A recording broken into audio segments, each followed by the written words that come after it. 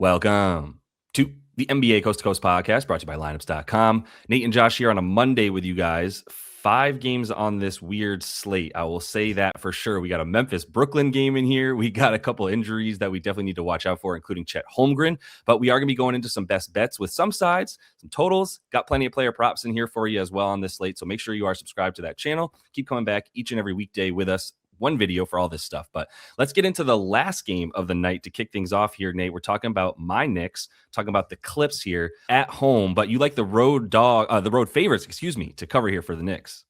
Yeah, I mean, I like the bounce back Knicks here. I mean, they do not lose consecutive games. In fact, since their players only meeting where they got smoked by Dallas, 6-0 after a loss, the margin of victory is astounding. 32.5 points per game after a loss.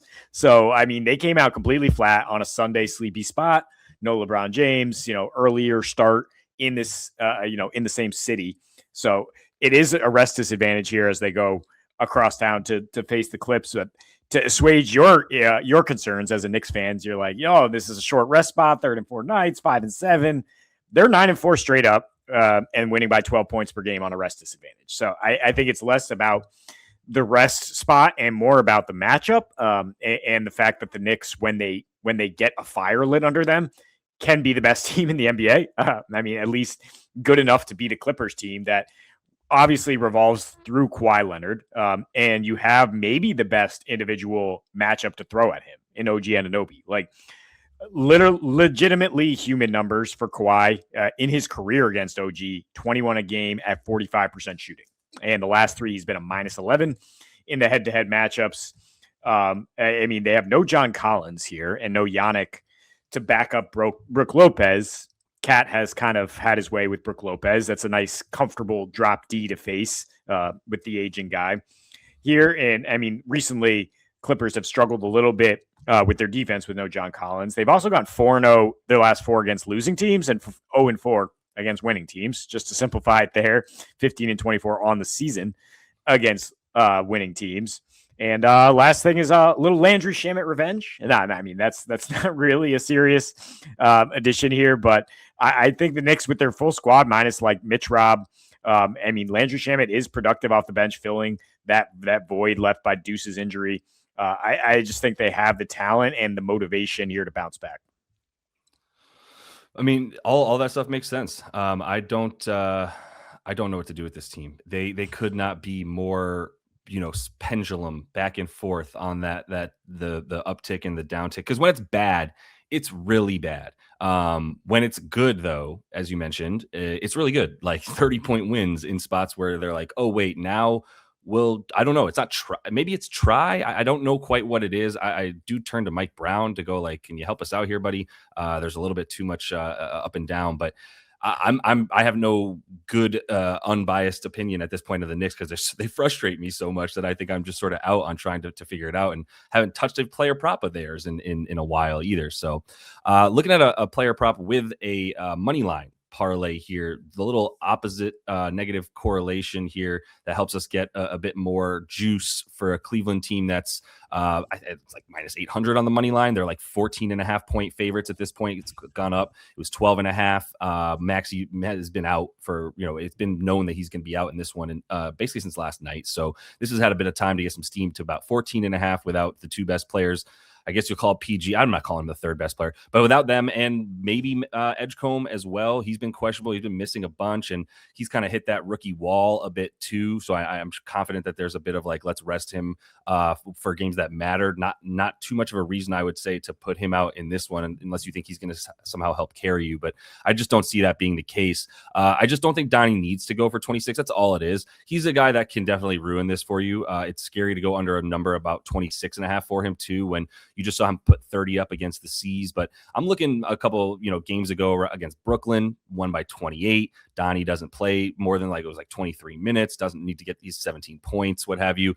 I can see him facilitating a bit more. He did have a ton of touches against Boston, and there was a bit more of your turn, my turn in terms of the rotation, with him and James Harden, which is hilarious. That it's like, oh God, thank God Donovan Mitchell's off the floor. We don't have to deal with that guy anymore. Oh wait, we have to deal with James Harden, who's the whole system unto himself, and they're making it work big time in Cleveland, as they're obviously red hot right now, and one of the teams to beat in the East at this point is Detroit's lost 4 in a row. Doors wide open, but there's not much of a reason for Donnie to go too strong here. So that's really all it is like I'm capping his minutes below 30 in this one, feeling like they don't have much to do. They got Orlando coming up, and I think that's just the only game they'll really have to care about for a bit, is then they have Dallas in 2 in a row and a Milwaukee team that's fading. So there's some time to rest him, and I think that you don't need him in this one. You play him to make sure you win against Orlando and give him a bit more rest in the next couple games as well. Yeah, I mean, that's the concern, is they're like, we don't need him, so he actually literally doesn't play. I mean, on the back-to-back here, I mean, maybe Mobley doesn't play as well,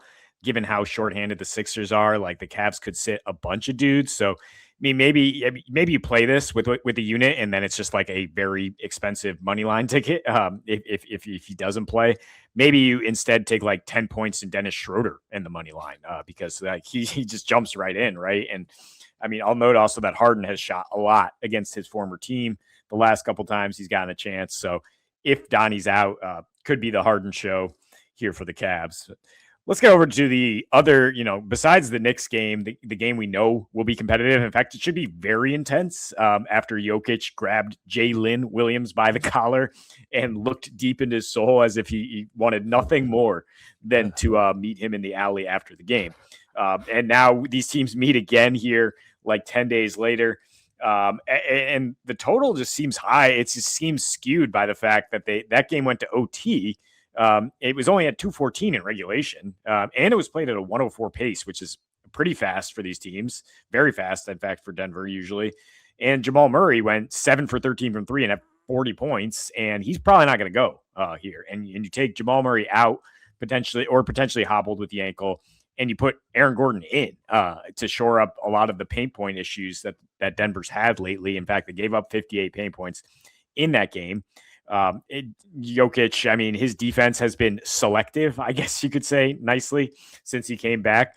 Well, he's going to be fired up for this one, right? And we're probably looking at we know Hart, maybe no Chet as well for OKC. So it's just going to be a lot of Shea ball, slow it down, hunt for free throws, playoff ball, basically. I mean, we saw what happened in some of these playoff games between these teams last year. The offense without Hart in their last 9, OKC just scoring 108 a game, just shooting 40% the last 5. They have not had Hartenstein.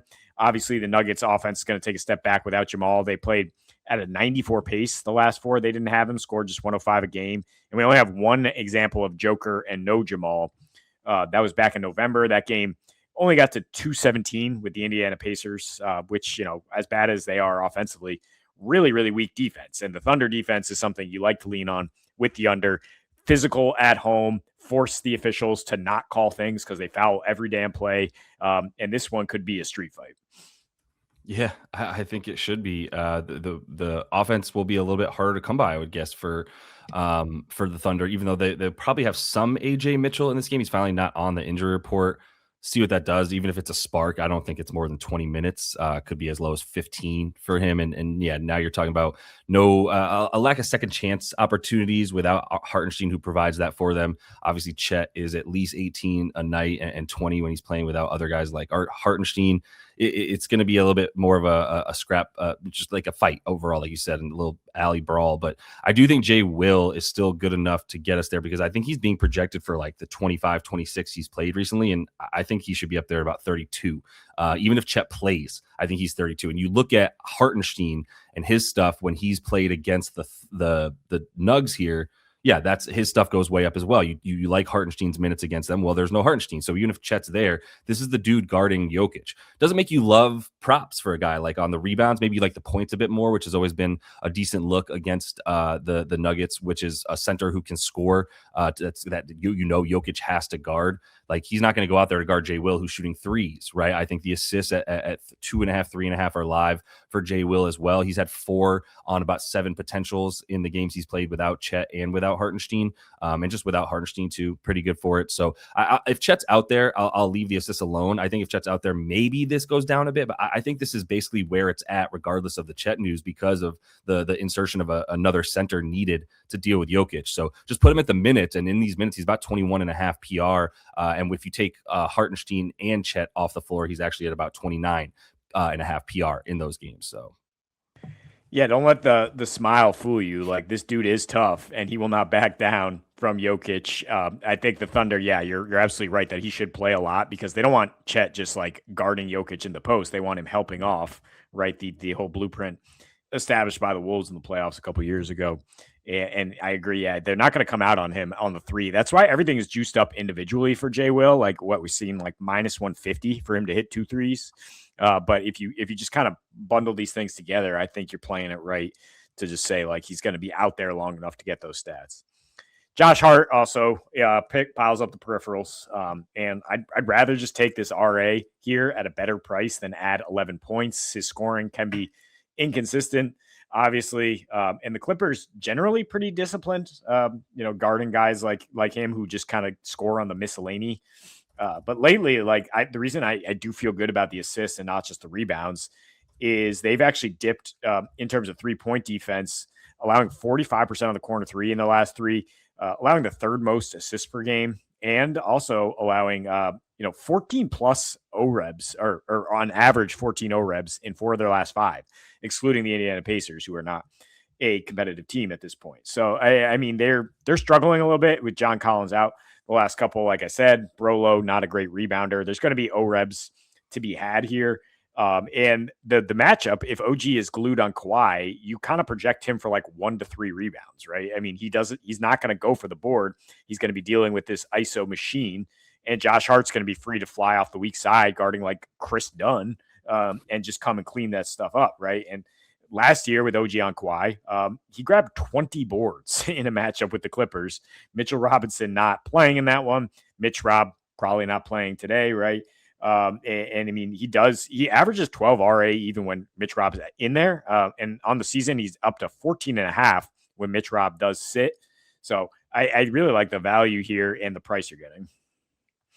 Yeah, I mean, Brolo's the center at this point. Like, there's not even Niederhauser around. This is a different team than the one you remember where Zubac is just dominating the paint down low. Like, yeah, Brolo will play some drop defense, but it's to try to block everything too. So that's going to leave some offensive boards for your boy as well. So yeah, I like the Hart look here. I'm going to get over to that Golden State Utah game. Collier and Keontae George were downgraded to questionable. And we talk about the downgrades a little bit later in the injury report cycle, being an indication that they're not likely to play. And this has nothing to do with injuries. Keontae and Isaiah Collier could play. We know that. Even the Underdog tweet talking about it from Underdog Fantasy said that the reason was tanking. They're in their bag at this point for just mocking the sort of circus that can be the injury report. But who you got left, man? There's gonna be some Oscar Tshiebwe out there. Gonna get plenty of EJ, Elijah Harkless. Like it's Flip, Ace Bailey, Sensabaugh. Those are the guys you trust to be able to score. I mean, Cody Williams is going to be getting in the mid 30s for minutes. So like who you think's putting shots up, right? And the last time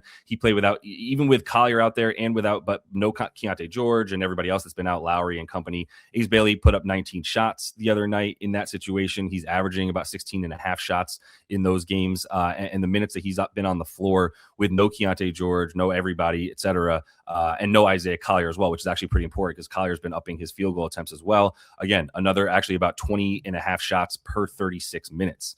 And you got to believe he's playing 36 minutes in this game. There's not enough guys to go around. There's going to be some guys you haven't heard of playing this one for Utah as well. So Ace firmly in the starting lineup. I wouldn't have minded like 14.5 points for him if guys were in against this Warriors team who has been playing a bit better on defense overall. And they're definitely playing a bit slower as well, which definitely makes you worry about some stuff. But I think this is like a 20+ point night for Ace Bailey with just the highest usage on the team. Yeah, it's a big deal there. Keontae does not go, and downgraded usually means out. Yeah, like you're saying, Ace has also done well against the Warriors twice this year. I mean, with more guys around him, we'll see if he can step it up with that type of elevated usage and attention on him. But yeah, the Dubs, I don't think they're going to be calling out the big guns defensively here for the Jazz. They got bigger fish to fry down the road if they want to actually stay in the play-in, right? Yeah, Memphis at Brooklyn here. I actually was starting out trying to look to fade Omax here, especially on the rebounds, because they, but I mean, they only have 8 guys tonight. Like, there's not going to be any Taylor Hendricks or Cedi Coward on top of the plethora of other guys that the Grizzlies are sitting. So Omax going to be thrust into a larger role here, not the 24 minutes a game we've really seen him play since the All-Star break, more like the 33 he got against Portland, and he went for 17 and 9 in that game. And with no Ty Jerome, I mean, it's kind of an equal opportunity offense. The last 5 without Jerome, he's had 18 points a game in just 27 minutes. And now I think you project him for about 30 and probably some closing time here against the Nets team that's in a letdown spot that won't have MPJ. I mean, say what you will about what that does for their defense here. I mean, their defense has not been good, obviously. They still hustle around, fly around, but they are allowing the 6th most field goal attempts in the paint in their last 15. And Omax is by far the best driver of the basketball for Memphis here, shooting 71% on his drive, shooting 86% in the restricted area since the break. Also hitting corner threes. We'll see if he gets those opportunities. But I just think, yeah, it's a situation where Rupert and Gigi are kind of playing up in position a little more, getting him back to at least offensively to a more familiar role of being a small forward, which is what he was drafted at. And I think he's kind of settled into that offensively. Not sure about the rebounds, but I do think somebody's going to have to put the ball in the basket here in a tank fest. And I think Omax could be the guy. Probably. I'm not going to bet on the Grizzlies much moving down the stretch here, but I mean, this is one of the dudes that they're like, well, maybe he's actually around next season, but they're legit sitting Cam Spencer when he does too well. Like he's gone into games, scored 12 and 16 minutes, and they're like, you're done. we're trying to lose. You're not helping. Omax, I don't think has that like he's one of the guys that just doesn't have that level. Like Gigi's the same way. Gigi's been at like 20. He's been at like 18 points in 22 minutes, and they're like, nope, cut it, go to the bench. And that's a big one for Omax as well, who, yeah, I think it'll be a little bit more comfortable for him not having to be the dominant big on this team when he's out there. That'll be a bit helpful. But either I think the minutes are the only thing he's one of the only guys that they're relatively safe in the mid to high 20s. So I think this guy's playing mid 20s too, Day'Ron doesn't need much more than 25 minutes. Well, he really doesn't need much more than 21 minutes to do this against decent teams. And this is another spot where like MPJ is out. Brooklyn's doing their tank thing. I think they're 3-17. They might be 3-18 now in their last 21 is what their record's at. And like we might see Claxton out there for like high 20s. But this is a game where like Brooklyn's specific type of tank is like, let's make like we are playing good guys against good teams, whatever good guys are. MPJ plays against the Celtics, etc., the Pistons. So does Nick Claxton, gets up in the low 30s for minutes when they're playing those teams. And then when it comes to the Memphis games, it's like get him out. And I'm hoping Day'Ron doesn't get him out because he's doing too well as in addition to like Claxton or Clowney or other forwards, because like he's probably coming off the bench still behind Claxton. I would expect him at 25. If he gets 25, he's actually averaging about 20 and a half PR per game. I think the 17 and a half PR is a good look. This is such a play against Memphis that like the players aren't tanking, the organizations are tanking. So when Day'Ron's out there, like he's still a beast, right? And now we're talking about him going up far and away the biggest guy on the floor, which he's actually not always the biggest guy on the floor, at least like height wise. And he finally will be up there at like 6'9". It's good enough for like tallest center on the court for either team at this point. So I think that's really all it comes down to. You look at the way Memphis has been playing. Really, like since Edey's gone down for sure, it's been like 2 months, but even like in the last month, especially, man, when they're throwing out Gigi Jackson at center, or Omax, or whom have you, then like, yeah, you're going to feel really good about oppos against them. We've seen guys get 15 plus boards in 4 separate occasions over the past 3 weeks against the Memphis Grizzlies. So I'll feel good about Day'Ron in 20 minutes, and I'll feel great about him in 25.